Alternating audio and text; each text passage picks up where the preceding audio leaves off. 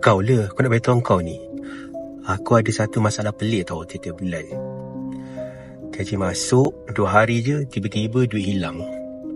Aku syak lah kan, macam ada toyol lah. Kau percaya ke? Tapi sebenarnya bukan tau. Lepas aku check, rupanya bukan toyol, tapi inflasi.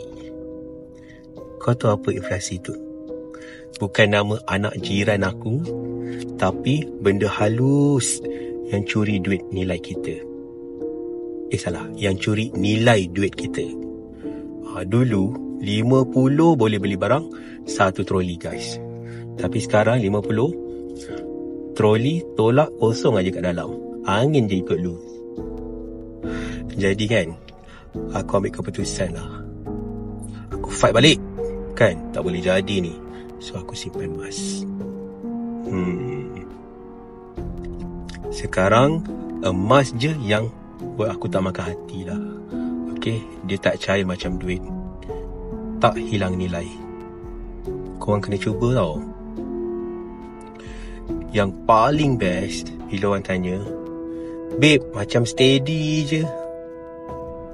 Steady Aku pun senyum je lah dalam hati, sebab aku simpan emas.